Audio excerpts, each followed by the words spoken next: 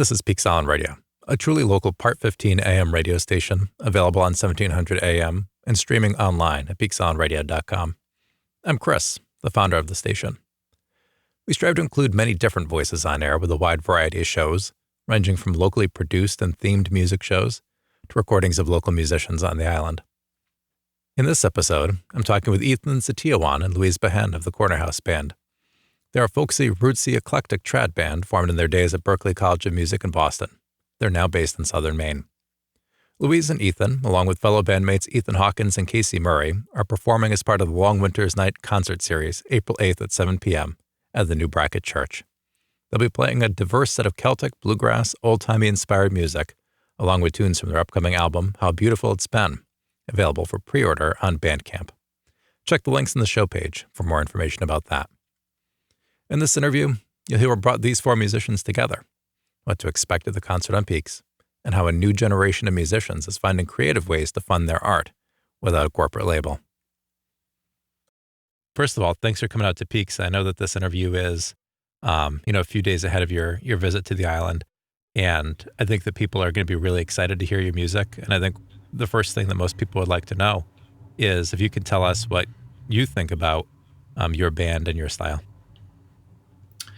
Yeah, the big question. We're really excited to come out to Peaks. We're excited to play.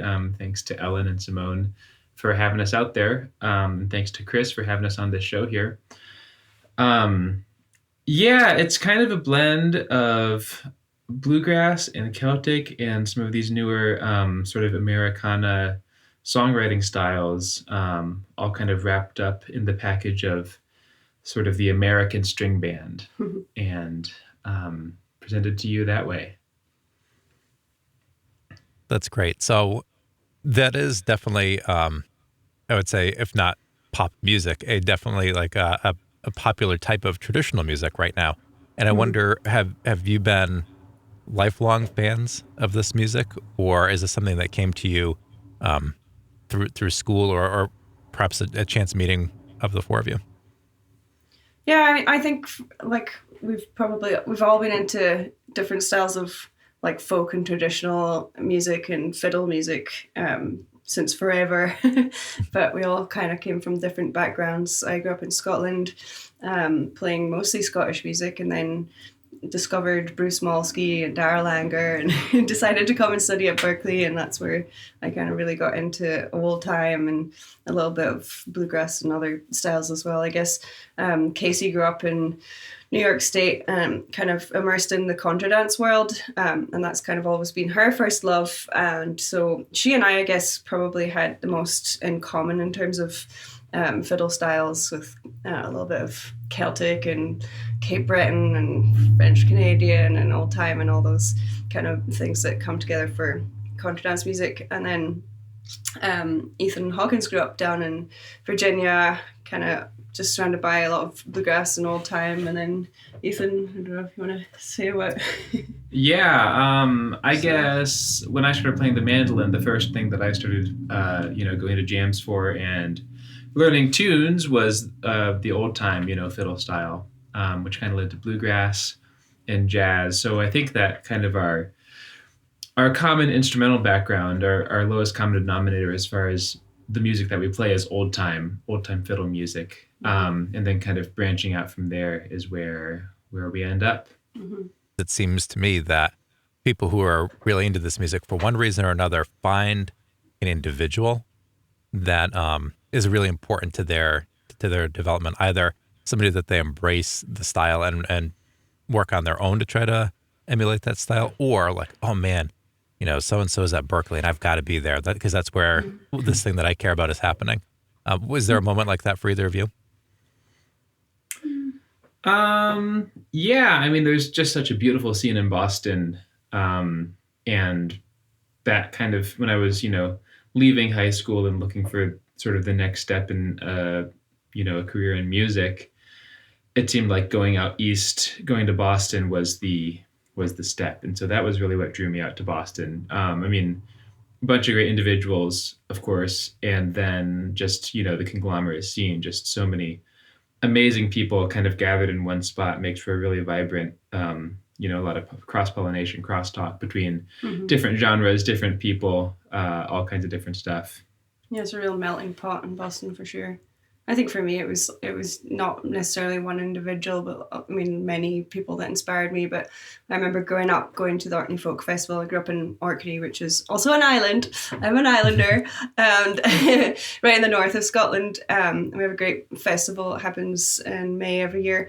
I just remember like being really young and sitting in the last concert, the farewell concert, was usually all of the visiting artists would play for like 10 minutes or maybe 5. And so you kind of got to see everyone that had played over the weekend. And I just always had this like butterflies in my stomach feeling of this is what I want. I want to be up there playing music, and so inspired by everything I was hearing. And then, yeah, I spent almost a decade in Glasgow playing music and doing photography and studying, and then I decided after visiting California and going to Alistair Fraser's Scottish Fiddle Camp and hearing a lot of bluegrass and old time and everything else as well as Scottish music there, and meeting a whole bunch of cool people, and a lot of them based in Boston. That was what made me then decide to check out Berklee, and ended up in Boston. And just, yeah, it is just such a massive melting pot, and there's so many great folks around to be inspired by, not just those that are teaching at Berklee, but all the other people that you're playing with and meeting as well. So it was definitely a good move. That's great. I don't know if this is just my ignorance, but when I hear people talk about coming out east or coming to Boston for this type of music, old time music or Americana, that strikes me as funny. Is there something funny about that to you too, or am I missing something? Yeah, totally. I guess so. It's kind of a funny place to go to learn about, traditional music. Let's all go to a big city and learn about traditional music there. Yeah, it's really interesting. Like the whole idea of putting folk music kind of in the broader sense, music that's passed down through oral traditions rather than being learned off a page like classical music is. It's kind of a funny idea just putting that into a school, a formal environment. But, there are places like Berklee and NEC and a couple other schools in the Boston area that you can go to kind of look at these styles and try to learn, try to absorb, what really makes this genre, this style tick. Mm-hmm. And I guess just because of the city thing, people all move there, and then there's just becomes a scene, and it becomes its own, its own community and its own sort of, sort of the next wave of creating this kind of folk music, this oral tradition.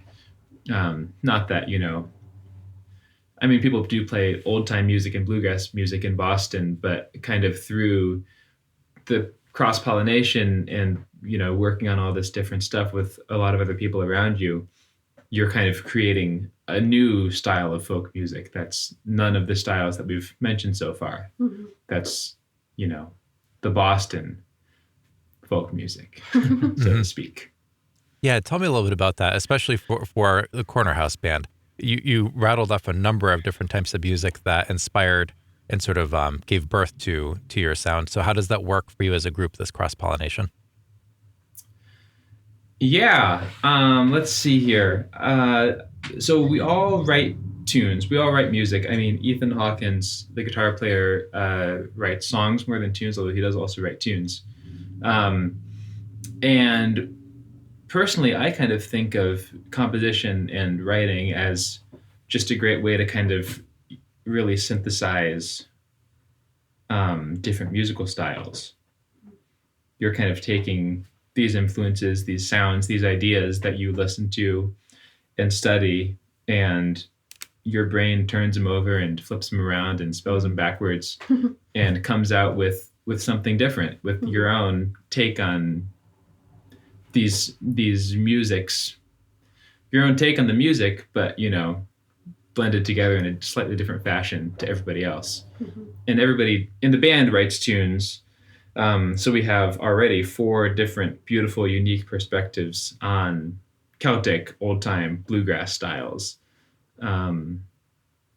And then, that's just the composition. We haven't even talked about, somebody writes a tune and then comes into the band and we sit down and play through it and figure out how to best, present it to full emotional effect, and give it to an audience in a pleasing and palatable manner. Yeah, Does that answer the question? Yeah, yes, you did. Yeah. Okay. So does it sound, or it sounds to me like your group sort of writes first and then comes together and starts to figure out how it's going to sound. Is that right? And do you ever sort of do the opposite where you sit around and sort of pick at things and then a song blossoms from that?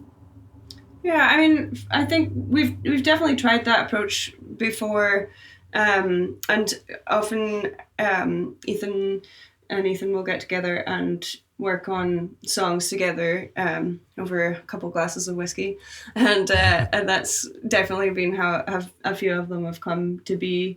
But yeah, generally for the most part, I think we seem to tend to work best that way when we all kind of come with things that we're excited about that we've written, or and just like work at the arrangement together on that. But yeah, it's definitely, we've been also talking about what we want to do next in terms of what we want to write and maybe record and that kind of thing, and talking about kind of getting together and trying to write some music that might be suitable for like documentary films or that kind of thing. We've talked about writing music inspired by, I don't know, nature and things like that for documentaries.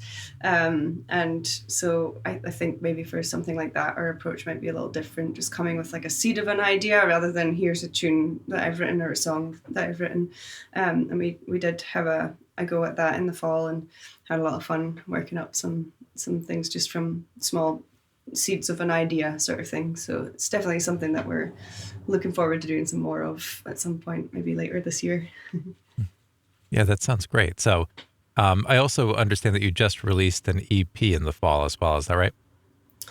When did we release that? Maybe? Last spring, really. Spring, the EP came out. And we had a couple singles come out through the fall. That's right, yeah. And that was great. We played several shows last fall, and over the summer, last July and June, which was really great, of course, to get back out on the road after a year or so of not being of not being on the road. Yeah. It was nice. Really wonderful. That is great. So are you planning on sharing some of that music when you're out here on the island, some of the more recent stuff, or what is your repertoire going to be? I probably will play some of that. And we've got a new record coming out May 27th this year. So we'll be playing a bunch of music from that as well, and be taking pre-orders for that and all that sort of thing. That's a very exciting thing for us. We've just kind of announced it this month, April. And we're excited to be playing shows in April, shows in May, and bringing this record out into the world. Yeah, it's a very exciting time. Yeah, that's fabulous. So how does it feel to be sort of doing that again? Are there any things that because of this past year of a pause you've been more intentional about than maybe when you first started? Anything that you've changed up with both touring and releases? I guess we've realized how little any of us really enjoy the booking side of things. We've been on the hunt for a booking agent, so if anyone's listening. But yeah, I think it's just been kind of like a slow getting back into kind of thing for us. We, dipped our toe last year a little bit in the summer and then fall. And then, we really, over the pandemic, kind of concentrated more on writing and recording, and we, put together the EP that we made in the first summer of the pandemic, however, feels like so long ago now, Caribou Party, which we'd kind of tunes that we'd sort of written throughout lockdown and then got together in the summer. So we put that out, and then we put out a couple of singles last year as well. Now then went and recorded this record last spring, and so that's kind of been the main focus for a little while. So it's exciting to now get back to going out and playing gigs, and but it's kind of challenging in a way as well. I think having lost momentum in terms of getting out and playing shows and things for a couple of years, it's hard to jump back on that, and people are definitely, folks have kind of been on different paths in terms of getting back out and seeing gigs and things when in these strange times that we're in and navigating now. And so it's been a challenge for sure to try and get back to keeping on top of those emails, and Ethan has been doing a great job of doing that and trying to get us some things booked. So we're working on filling some dates for the rest of this year and getting out there and trying to just sort of think of when we're going to return to the West Coast again, for example, and hopefully back to Scotland at some point. We actually, right at the very start of this being a band, before Casey even joined, the three of us had gone to Scotland, and I set up a tour out there that we had a really fun time doing. So I'm like chomping at the bit to organise another tour to Scotland as soon as we can do that again. But yeah, I think we're just excited to be out there and playing shows in front of real audiences again. It's really nice. So yeah, we're very excited, and we're excited to come to Peaks Island for the first time. We've never been, so it's going to be really nice to go meet everybody out there and play some music. Great, yeah, we're definitely looking forward to it. And I think you'll find a very warm and welcoming audience too. Very excited. So tell me a little bit about touring overseas. So I have loved being able to watch international bands here in the United States, and I wonder what kind of reception you get when you do tour internationally. Obviously, for you, Louise, it's like going home, but for but for Ethan and the others, what is it like to be sort of the foreign one someplace else, bringing your music there? Yeah, I mean, I love going over there. We only have gone to Scotland once, several years ago now, but it was great. We were stoked to go back whenever the time is right. But yeah, it's such a pleasure to go over to Europe. I love going to Europe just because there's such a sense of history and place to locations in Europe, even much more so, I would say, than places in the US, just because stuff's been around for a whole lot longer than over here, at least as far as Western civilization goes.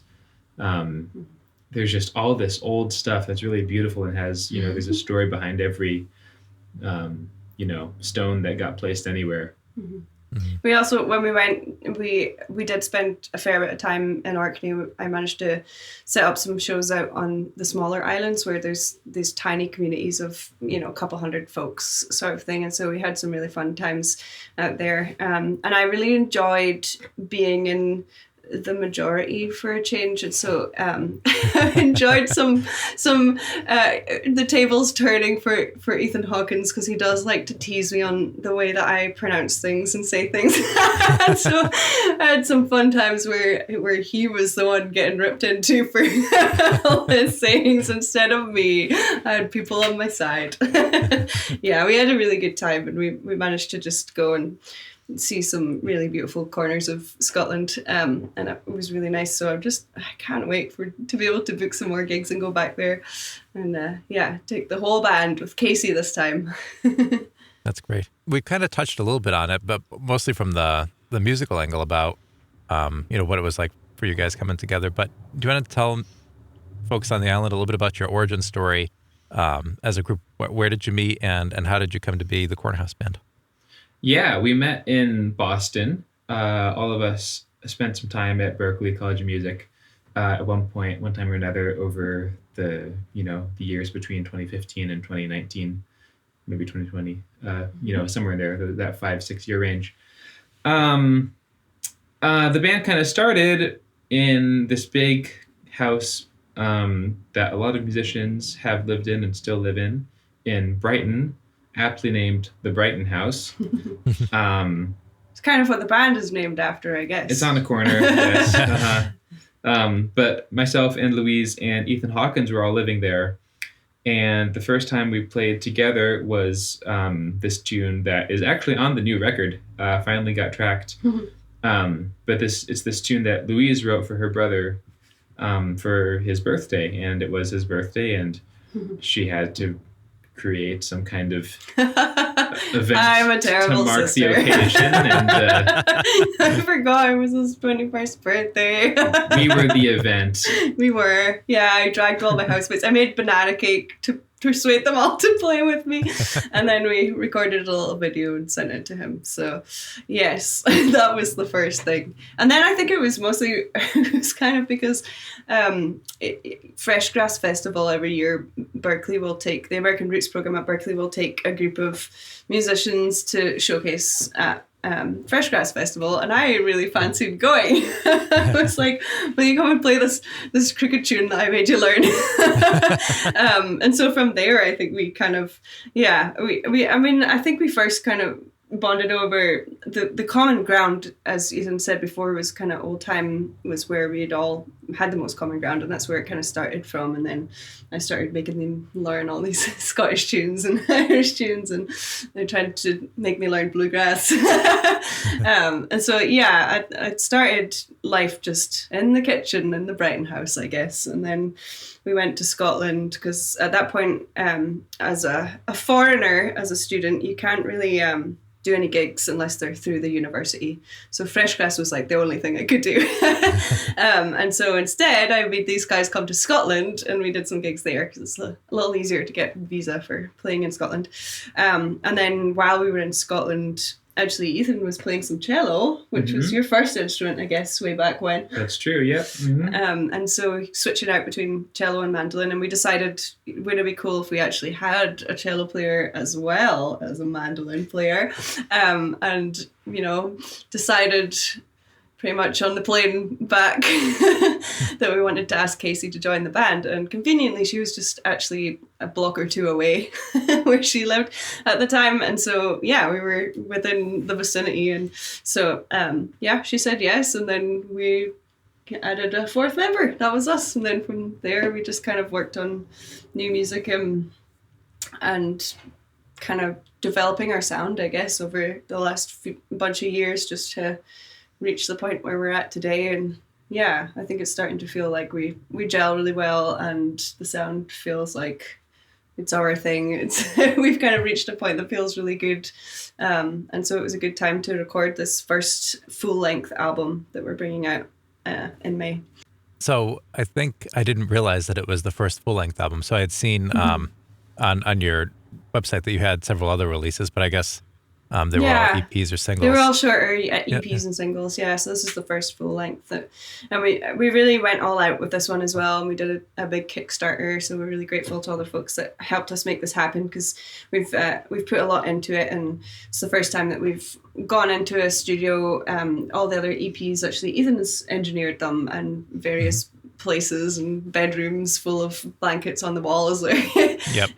Last 2 summers ago in the cabin on a farm in Pennsylvania, we recorded Caribou Party. So we went to a studio down in the Hudson Valley with Eli Cruz, who's an excellent engineer, at Spillway Sounds, and we had Maeve Gilchrist produce the album, which is also the first time for us working with a producer, and she's an excellent Scottish harp player and just a real musical genius.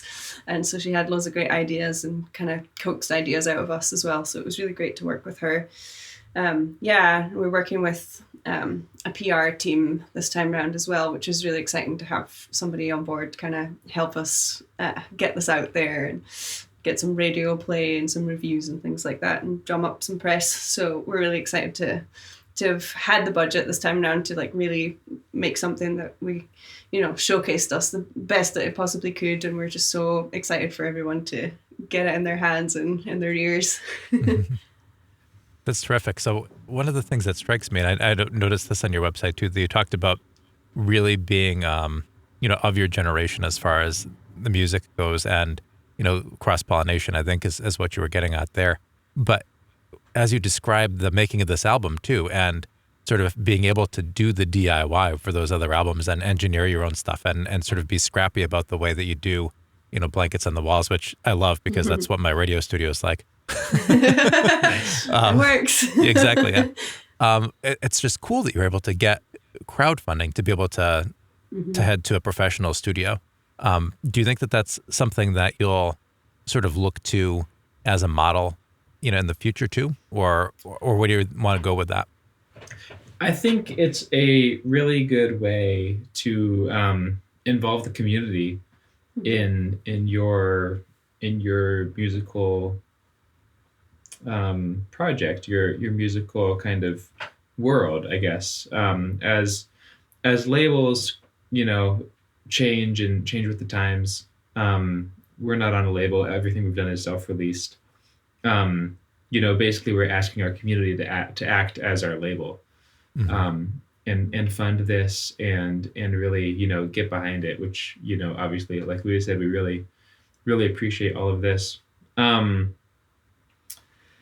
Yeah, I think that crowdfunding is a really great way to kind of involve the community in your thing, in whatever it is. Kickstarter.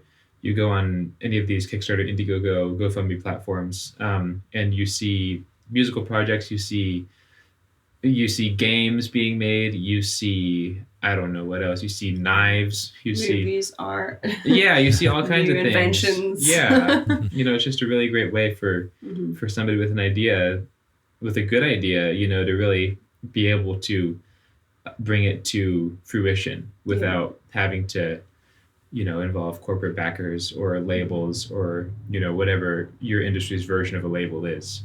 I think it also means that those who are backing it and involved in it feel like a part of it as well, because they're going to be the ones that hear first what you're up to. You're updating your backers to tell them what progress you're making on it and everything, and they're the first to hear. And it's kind of like, this is being part of a club or something in a way. It's just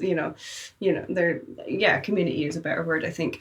And it's as far as like promoting and telling people about it, it's a good way because people are aware that you're making something maybe before you've even started making it. And so it's just kind of helps to, instead of just quietly going into the studio and then be like, oh, look, we made an album. We've got a little bit longer to be like, this is what we're trying to do. We're hoping to fund it. And are you willing to help us, kind of thing? And then even if folks can't help out with, funding it, they can share it and tell people about it, and it's just a good way of getting the word out there, I guess, as well. But yeah, it seems to be a good model, and so many people are funding albums that way these days, and especially as it's kind of difficult to make any money with selling your music. Really, it's just with people don't people stream, and you stream music, you don't really make any money from it. So it's hard to fund it, and I think people don't realize quite how much it costs sometimes to make a record. And so if you're straight up from the get-go, like, this is what it's going to cost us to go into the studio and make this, people are like, realizing that it costs a lot of money to create that music, and they want to hear it. And so if they have money to spare, then they'll help you to make it happen. So I think it's a good model. And definitely these days when labels aren't really forking out for making records anyway. Right. So, yeah. I love the ethos, and I love the freedom that it sounds like it affords you as well to be able to make your music the way that you want to. One of the things that I'm interested in is you were talking about streaming and talking about it being hard to make money streaming. As essentially your own independent label, or just frankly, producing it on your own. How do you manage royalties from something like streaming? Are you able to make any money from that at all? Or since you're releasing it yourself, is it sort of, something that you're not able to recoup any money from? Actually, we don't have a huge presence on streaming services. We actually resisted being on them until last fall. So we haven't, as a band, we've been around for a lot longer than we've been available on streaming services, period. But kind of the way that the royalties are set up, it's split into the performance royalty and then the songwriting royalty, basically. The songwriting royalty, being that the person who wrote the song gets some amount of money from each stream, and the performance royalty being that the people who created the file, the song that's being played, receive some amount of money from the stream, which actually, and then that that gets split many different ways between your publishing company and your label, and all these institutions take a little piece out of the pie. And by doing it all independently, basically it all comes back to us at some point. So if we were to really kind of push our streaming and get more people involved in listening to our Spotify, our Apple Music, that kind of thing, there's potential to do better, to do pretty well actually on that. That's, you've got to put in the work and get people involved in your online, in your Spotify page and stuff like that. Getting But onto playlists maybe is one of the things, I think. yeah, there's all kinds of, there's all kinds of interesting ways that Spotify plays with musicians. I mean, a lot of, we don't have to get super deep into it, but a lot of the big labels actually, own have a big, financial stake in this company, Spotify. And so, if you're on a big label like Universal or Sony or something like that, it's actually a little skewed towards people who are on, bigger labels. But yeah, there are ways. We don't have to get into the intricacies of the streaming industry. But yes, independent artists can absolutely make something happen on streaming services. It takes a little bit of legwork, but it's very possible. That's good. That's good to hear, because when I found out that you were coming out to the island, the first thing I did was try to find you on Apple Music. And that's that's how I first heard your music. I think it was Caribou Party. Party, thank you. Yeah. That was the first thing that I'd clicked on, both because it sounded fun. Yeah. Totally. And it was great. But I think for me, that's like, because I guess I'm like an older millennial, and for me that is sort of like the gateway to buying an album. Like I'll discover an artist, and then I'll want to purchase an album on top of it. Is that something that you've been seeing since you've started streaming too, that people are sort of discovering you and then still wanting to buy? It's hard to know for sure if that's what's happening, but people still do buy our records. We use we sell a lot on through Bandcamp, which has been great throughout the pandemic with their Bandcamp Fridays, where they waive their fees, and so artists get the full amount, which has been great. So people have really kind of rallied and supported through Bandcamp, especially on those Bandcamp Fridays. So we've definitely noticed it. Folks have been supporting, and I know even like with, I guess, like the CD is going out of fashion fast, but I feel like in the kind of folk trad fiddle world is kind of one of the last ones to cling on to that. People still buy CDs, and it's great. And I personally really like to buy the CD and have all the notes in it and look at the cover. I don't know why I'm so old fashioned that way.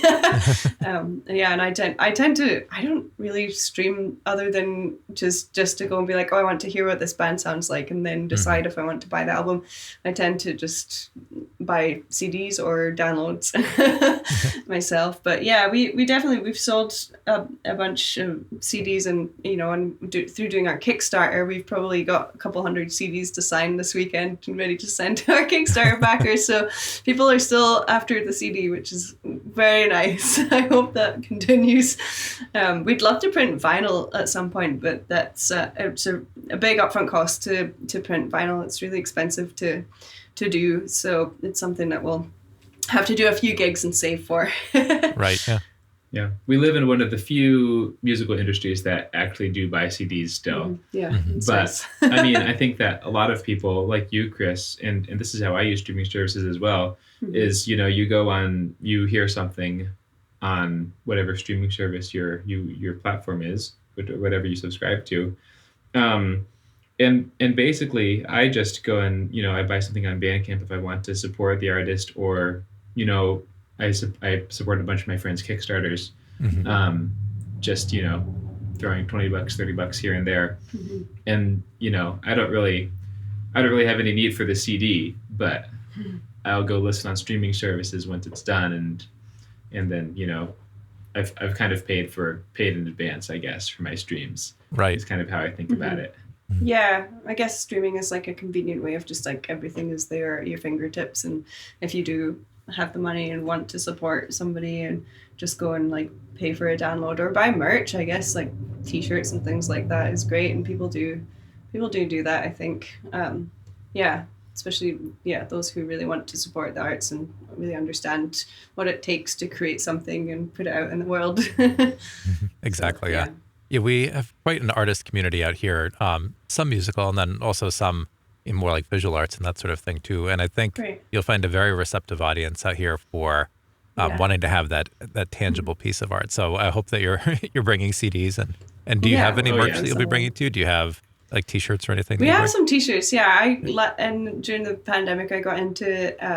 I've always been into art and photography and studied that in Glasgow in Scotland originally. And so I decided while we weren't doing any gigs that it would be fun to try out some new art mediums. And so I got into lino printing and block printing and then also screen printing. So I made us some CDs with the Caribou Party art, which I created as well. So yeah, we'll be bringing those out. We got stickers and tote bags and fun things like that. Fabulous. That's great. Anything else you want folks to know out here before your arrival? Yeah, I think we're just really excited to come, and I'm excited to be on an island again. Yeah. The islander in me is very excited to get on a ferry and come out. Mm-hmm. Yeah, we're very excited to be out there. I think it'll be fun. Yeah, hopefully we'll have some nice weather. So yes, exactly. Enjoy the day there. Yeah. Yeah, I will say it's a very nice venue, rain or shine, but it would be really nice to have some good weather for the ferry trip across the bay, and then yes, that would be lovely. Yeah, we're looking forward to it. Great. Yeah, well, we're very happy to have you. It was lovely chatting with both of you. Thanks for having us on. You as well, Chris. Thank you. Thanks. Thank you for listening in on this conversation. I hope you'll be able to make it to the Corner House band performance at New Brackett Church on April 8th at 7 p.m. If you'd like more information about the band or to find links to their website and store, visit peaksislandradio.com/cornerhouseband or check the show notes in your podcast player. To stay up to date with all things Peaks Island Radio, follow along in your podcast app, sign up for our newsletter at peaksislandradio.com, or find us on Facebook or Instagram at Peaks Island Radio.